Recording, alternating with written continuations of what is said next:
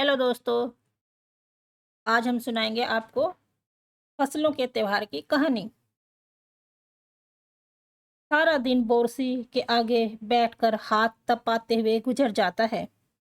कहाँ तो खिचड़ी के समय धूप में गर्माहट गर्माहट की शुरुआत होनी चाहिए, और यहाँ हम सूरज के इंतजार में आस लगाए बैठे हुए हैं।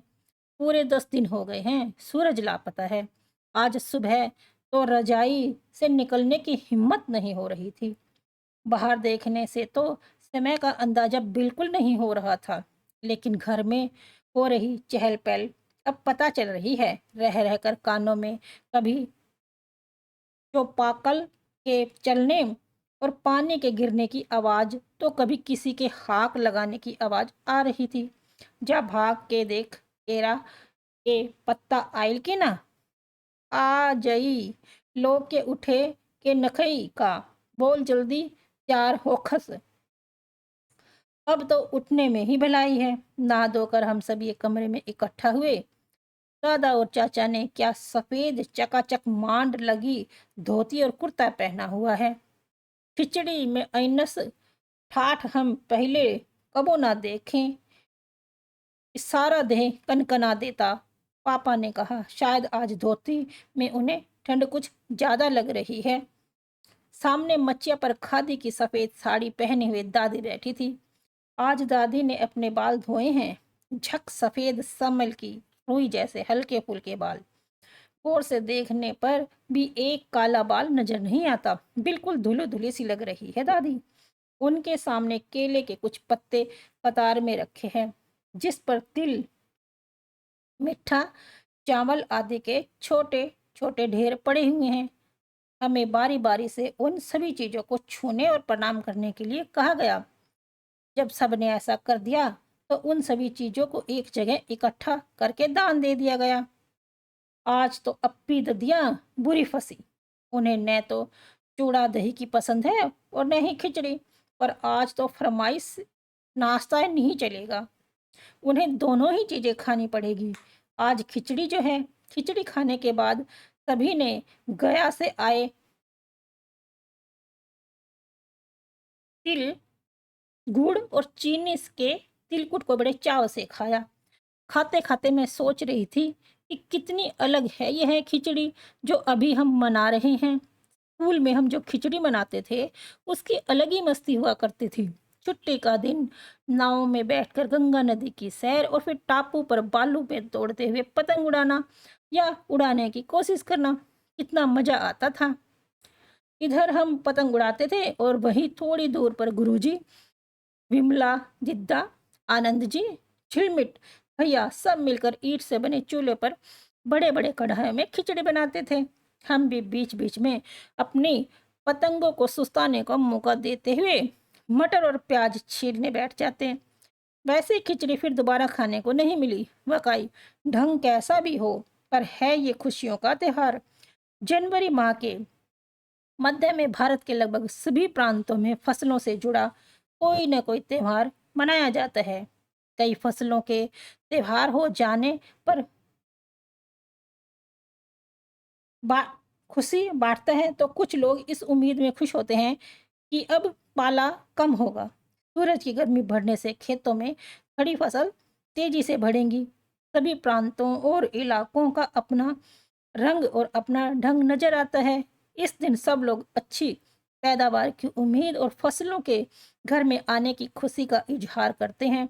उत्तर प्रदेश, बिहार, मध्य प्रदेश में मकर संक्रांति या तिल संक्रांत, असम में बिहू, केरल में ओणम, तमिलनाडु में पंगोल, पंजाब में लोहड़ी, झारखंड में सरहुल, गुजरात में पतंग का पर्व सभी खेती और फसलों से जुड़े त्योहार हैं। इन्हें जनवरी के मध्य अप्रैल तक अलग अलग समय मनाया जाता है।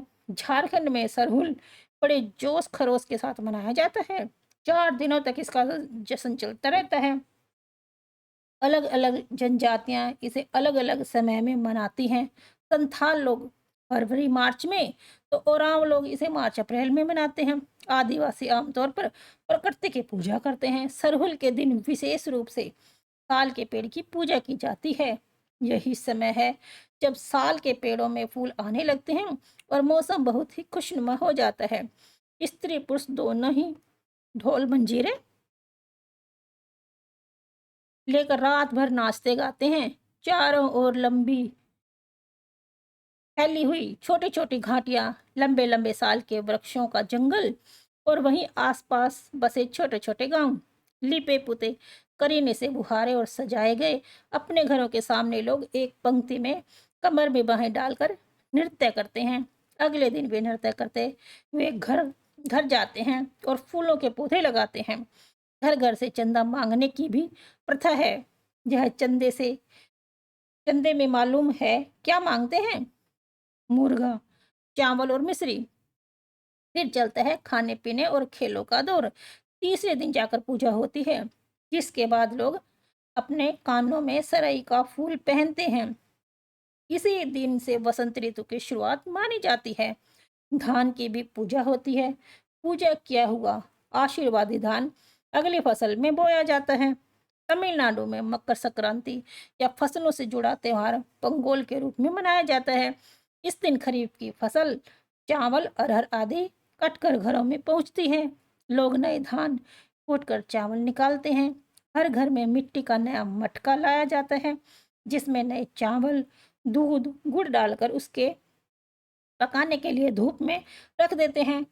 हल्दी शुभ मानी जाती है, इसलिए साबुत हल्दी को मटके के मुंह के चारों ओर बांध देते हैं। यह मटका दिन में 10:30-12 बजे तक धूप में रखा जाता है।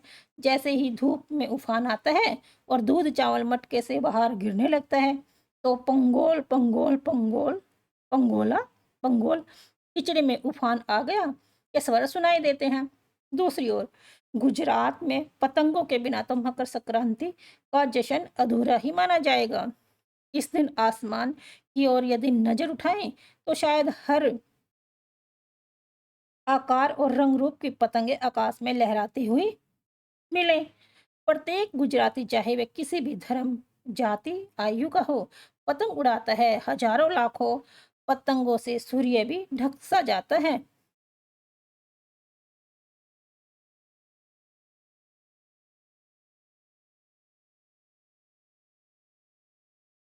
हुमायूं में मकर संक्रांति को दुधितिया भी कहते हैं। इस दिन आटे और गुड़ को गूंद कर पकवान बनाए जाते हैं। इन पकवानों को तरह तरह के आकार दिए जाते हैं, जैसे डमरू, तलवार, दड़मी का फूल आदि। पकवान को तरने के लिए एक माला में पिरोया जाता है। माला के बीच में संतरा और गंडे की गंडेरी पिरोई जाती है। यह काम बच्चे बहुत रुचि और उत्साह के साथ करते हैं। सुबह बच्चों को माला दी जाती है। बहुत ठंड के कारण पक्षी पहाड़ों से चले जाते हैं। उन्हें बुलाने के लिए बच्चे इस माला से पकवान तोड़ तोड़ कर पक्षियों को खिलाते हैं और गाते हैं, कोवा आओ दूध आओ ले कोवा बड़ो, मैं के दे जा सोने का घड़ो, खा ले पूरी मैं को दे जा सोने की पूरी। इसके साथ ही जिस चीज की कामना हो वह मांगते हैं। है ना कितने अलग अलग अंदाज मकर संक्रांति को बनाने के। कहीं दूध चावल गुड़ की खीर बनती है, तो कहीं 5 प्रकार के नए अनाज की खिचड़ी बन बनता है। कहीं कहीं लोगों का सैलाब नदी में स्नान के लिए उमड़ जाता है। लोग ठंड से ठिठुरते रहेंगे, पर बर्फीले पानी में कम से कम एक डुबकी तो जरूर लगाएंगे। हाल यह होता है कि इन जगहों पर तिल रखने की भी जगह नहीं होती। तिल से याद आया, मकर संक्रांति के दिन पानी में तिल डालकर स्नान करना, तिल दान करना, आग में तिल डालना, तिल के पकवान बनाना विशेष महत्व रखता है। तुम्हारे घर या इलाके में इस त्योहार को कैसे मनाया जाता है? इसे खिचड़ी, पंगोल, मकर संक्रांति या कुछ और कहा जाता है क्या? या तुम फसलों से जुड़े कोई और त्योहार मनाती हो? यदि तुम आप आपस में बात करो तो तुम्हें यह जानकर हैरानी होगी कि कई बार एक ही इलाके में रहने वाले लोग भी इस त्योहार को अलग अलग ढंग से मनाते हैं। हेलो बच्चों, मुझे कमेंट में बताना आपको कहानी कैसी लगी।